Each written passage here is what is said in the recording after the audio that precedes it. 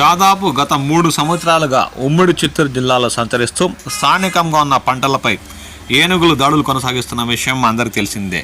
దీంతో స్థానికంగా ఉన్న రైతులకు కష్ట నష్టాలు తప్పట్లేదు.